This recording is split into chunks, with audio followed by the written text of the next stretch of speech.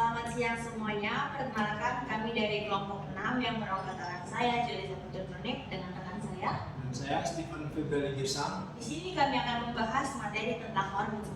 Berikut penjelasan. Adapun pokok pembahasan yang akan kami bawakan hari ini yaitu yang pertama ada definisi satelit, berikutnya ada definisi orbit, lalu jenis-jenis orbit satelit, kejadian yang mengganggu kinerja satelit, dan menentukan ketinggian dari orbit satelit. Apa sih itu yang dimaksud dengan satelit? Satelit adalah benda langit yang mengorbit benda yang lebih besar seperti planet atau bintang.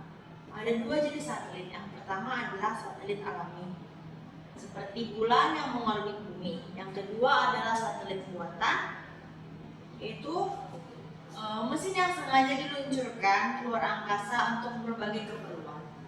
Satelit alami berfungsi untuk menstabilkan rotasi planet, menyebabkan pasang surut dan melindungi dari tabrakan benda langit seperti bulan bagi bumi.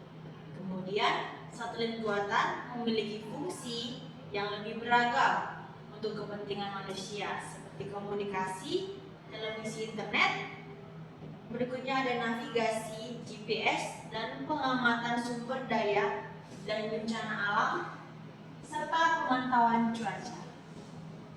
Apa sih itu orbit? Orbit adalah lintasan teratur yang ditempuh oleh suatu objek seperti planet atau satelit saat bergerak mengelilingi objek lain yang lebih besar. Karena adanya pengaruh gaya gravitasi, lintasan ini biasanya berbentuk elips ataupun lingkaran.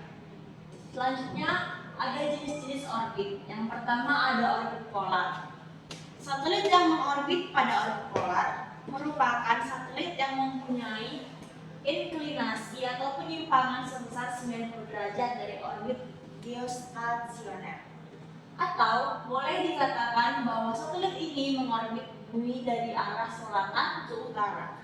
Karena arah perputarannya yang tidak sinkron dengan arah rotasi bumi, maka satelit jenis polar ini jarang digunakan.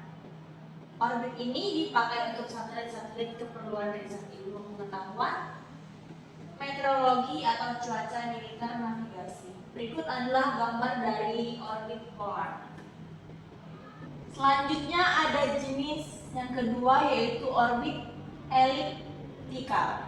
Satelit dengan orbit elips merupakan satelit yang mengorbit dengan bentuk orbit yang elips terhadap bumi. Dengan bentuk orbit yang elips tersebut, maka menghasilkan suatu jarak yang tidak sama atau sinkron pada setiap posisi dengan permukaan bumi. Pada satelit dengan orbit eliptikal, maka akan terjadi satu posisi terjauh dari permukaan bumi dan satu posisi terdekat dari permukaan bumi. Posisi terjauh dari permukaan bumi dinamakan dengan posisi apogee, dan posisi terdekat dengan permukaan bumi dinamakan dengan posisi perigee. Berikut adalah gambar dari orbit eliptikal. Yang ketiga ada orbit stasioner, merupakan sebuah orbit yang menempatkan satelit untuk terus tetap berada pada posisinya untuk mengacu pada sebuah titik atau lokasi. Satelit yang ditempatkan pada orbit stasioner kebanyakan bergerak dari arah timur ke barat mengikuti pergerakan rotasi bumi. Pada orbit stasioner ini dibedakan berdasarkan ketinggiannya menjadi yang pertama ada low Earth orbit atau LEO, yang kedua ada MEO yaitu medium Earth orbit, dan yang terakhir ada GEO yaitu geostationary Earth orbit. Berikut gambar dari orbit stasioner. Di sini kami akan menjelaskan apa itu LEO. Satelit jenis LEO merupakan satelit yang mempunyai ketinggian 1000 sampai 5000 km di atas permukaan bumi. Karena orbit mereka yang sangat dekat dengan bumi, satelit LEO harus mempunyai kecepatan yang sangat tinggi supaya tidak terlempar ke atmosfer. Kecepatan edar satelit LEO mencapai 27.359 km/h untuk mengitari bumi dalam waktu 90 menit. Berikut adalah gambar jumlah satelit LEO yang beredar di orbit. Selanjutnya MEO. Satelit pada orbit ini merupakan merupakan satelit yang mempunyai ketinggian 5.000 sampai 20.000 km dan satelit jenis MEO ini mempunyai delay sebesar 60 sampai 80 milisekund. Yang ketiga ada GEO, merupakan sebuah satelit yang ditempatkan dalam orbit yang posisinya tetap dengan posisi suatu titik di bumi. Berikut adalah gambar dari satelit GEO dan ini adalah gambar gabungan dari orbit satelit. Baik, selanjutnya saya akan membahas tentang kejadian yang mengganggu kinerja satelit. Yang pertama, sunhouse. Sebuah kejadian di mana satelit berada di tengah antara bumi dan matahari. Dengan posisi ini, maka satelit akan menghalangi sinar matahari yang mengarah ke bumi, atau dengan kata lain, bahkan pada posisi sunhouse ini jarang satelit dengan matahari mencapai jarak terdekat, yang menyebabkan perangkat yang ada di space segment juga akan mengalami panas meningkat drastis. Akibatnya akan mengurangi performa atau kinerja satelit itu sendiri. Yang kedua, gerhana atau eclipse. Sebuah kejadian di mana posisi satelit terhalang oleh posisi bumi dari sinar matahari. Akibat dari gerhana ini, maka satu daya satelit yang mengandalkan sinar matahari akan terganggu. Satelit akan mendapat satu daya dari baterai selama gerhana berlangsung. Perpindahan satuan dari solar cell ke baterai terkadang menyebabkan gangguan pada satelit. Berikut gambar dari fenomena gerhana pada satelit. Selanjutnya, menentukan ketinggian orbit satelit.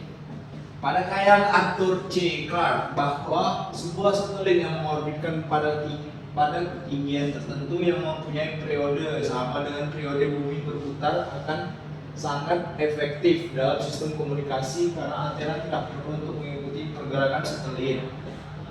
Untuk itu, menentukan ketinggian orbit satelit yang dipakai maka diperoleh sebagai berikut. Sifat satelit yaitu melayang di angkasa akibat sentrifugal dan gaya tarik menarik dengan bumi. Bumi dan satelit dianggap sebagai suatu sistem dua partikel yang saling tarik menarik satu sama lainnya. Hukum daya tarik antar dua partikel F1 sama dengan K M1 M2 per R tambah H2 kuadrat. Selanjutnya, gaya sentrifugal. Satelit dapat berputar terus pada orbitnya tanpa jatuh ke bumi, sehingga terjadi keseimbangan antara gaya tarik menarik dan gaya sentrifugal. Berikut rumus dan keterangannya.